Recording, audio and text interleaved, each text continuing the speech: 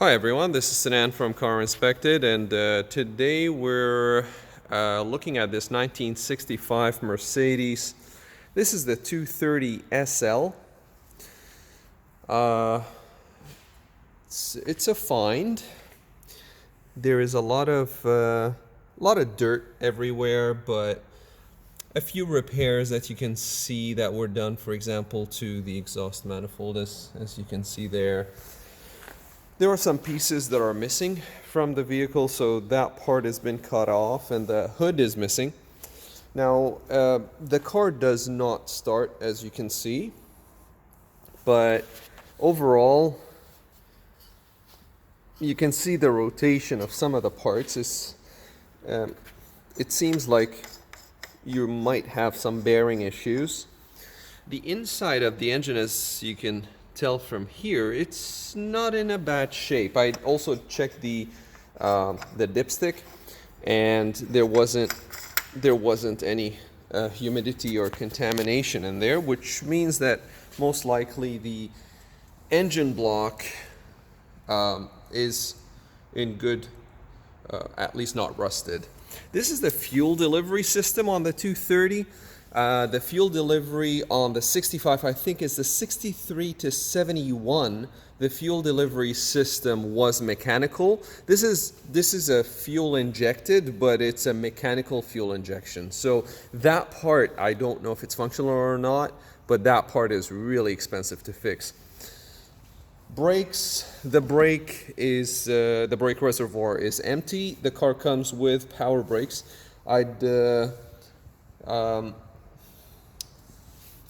There is no perforation, but there is some surface rust in there, and there is a lot of old piping that needs to be replaced. As you can see, or as I mentioned earlier, engine oil is right there. The shock mounts, and I don't see excessive wear on the shock mounts. This is the motor for the wipers, and the reservoir for the coolant is empty. The transmission, this is an automatic transmission. The transmission dipstick is pretty much empty. There isn't anything in there.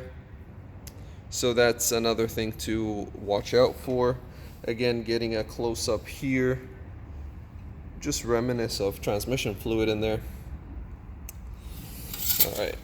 Now, normally the throttle or the intake would be functional.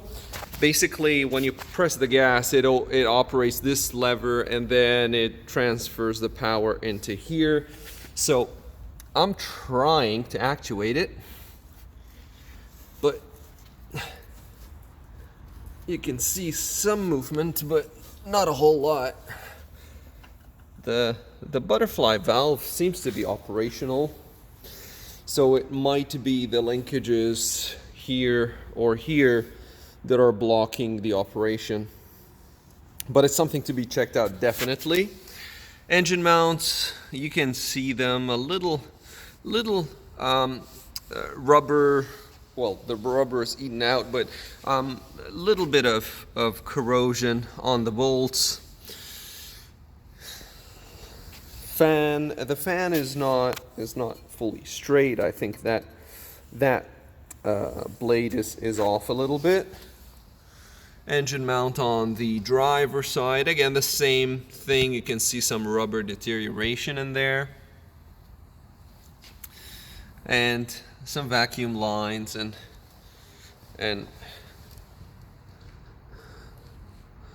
transmission bell housing I'm looking at right now.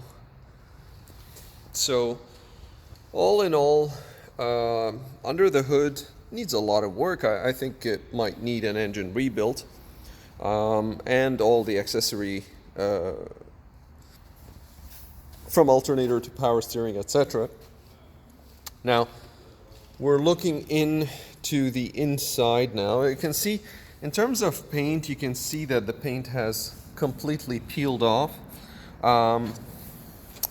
There is rust. It's surfaced because you can see the freshly removed sections of the paint do have shiny metal under.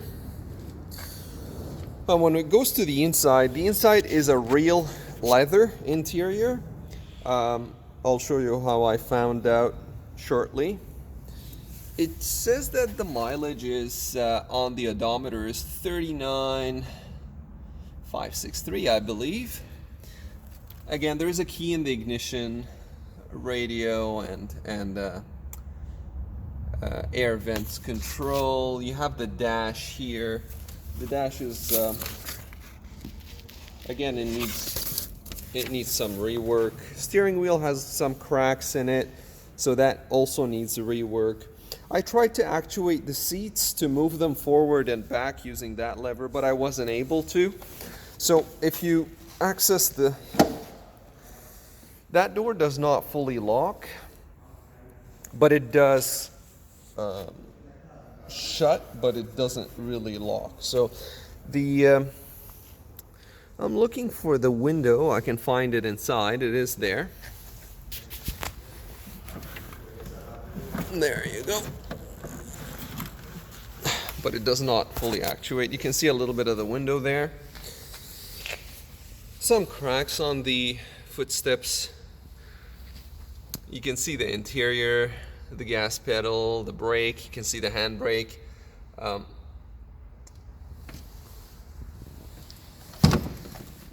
As you saw, it is an automatic. You can see the automatic shifter in there. Center console is almost complete. Well, it is completely missing.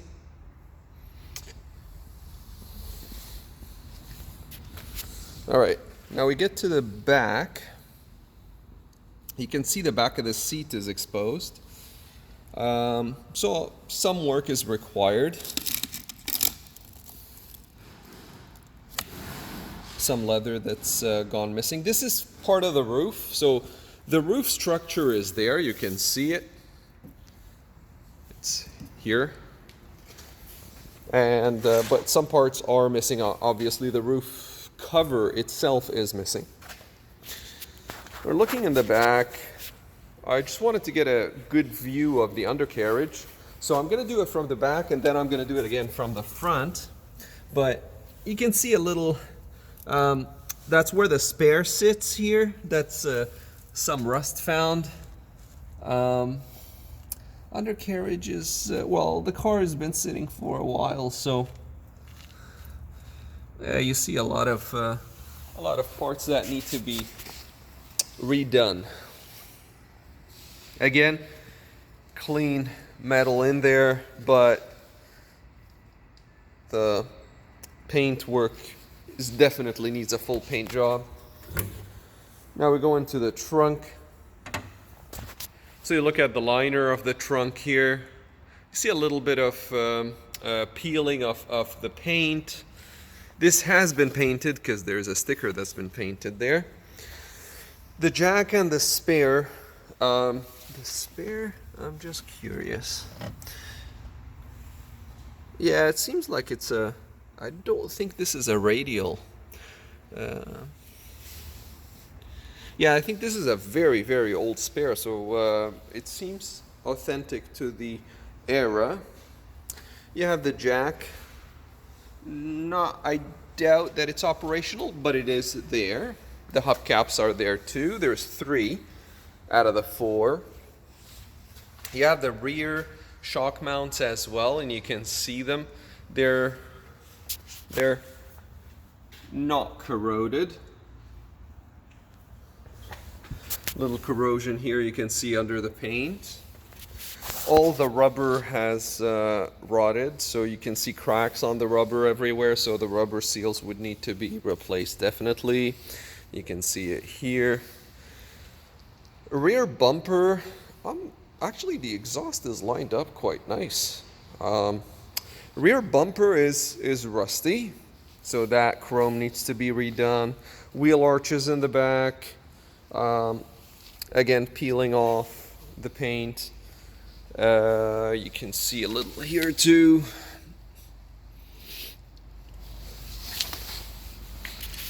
Now getting to the passenger side, it was a little bit difficult to open that door. I don't want to open it anymore because I see it rubbing here. So I'm gonna keep it only at partially open.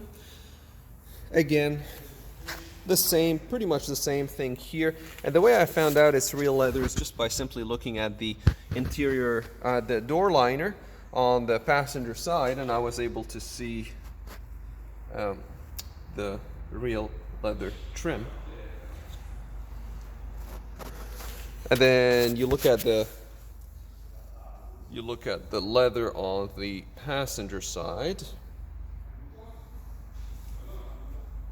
So seats are a very expensive repair on this car as well, especially when they're real leather. There is some imperfections on the leather though. The back liner of the seat is missing. This is the front bumper that you see in here.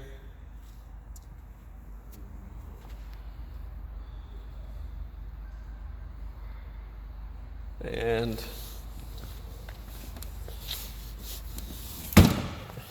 the door is misaligned, needs an alignment here. Door panels alignment, you can see it is very clear. There's a big gap here. Now, the spring mount where the top of the spring sits, that is rusty, and then you have the wheel arch or the footwell for the passenger side. You have some rust in there as well, and some of it is perforated, as you can see there.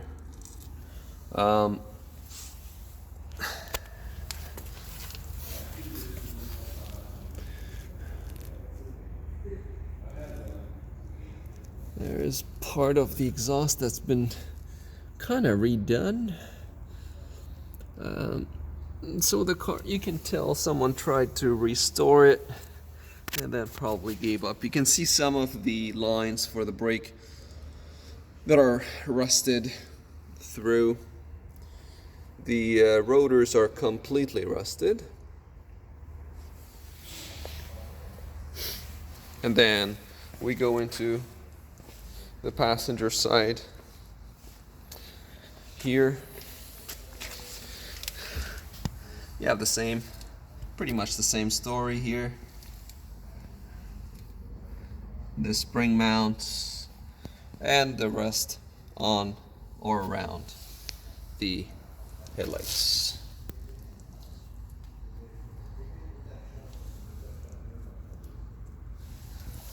Okay.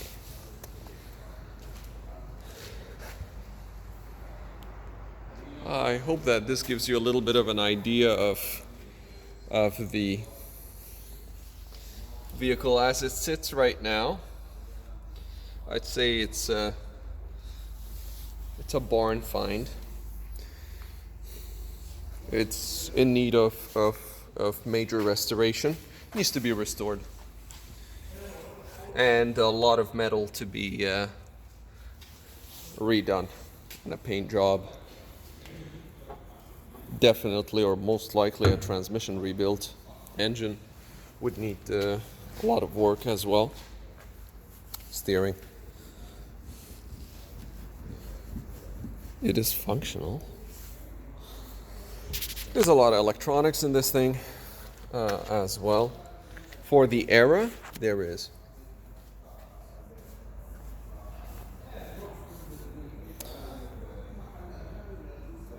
All right.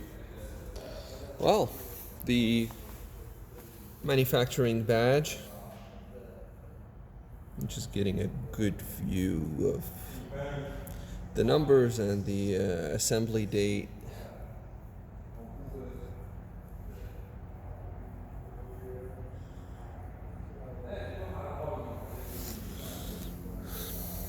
I'm just trying to catch as much as I can out of the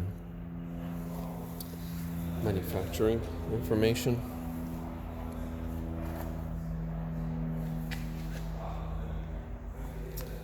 All right.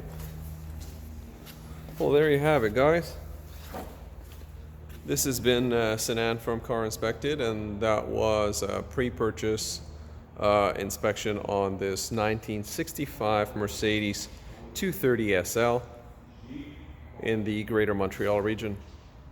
Thank you for watching.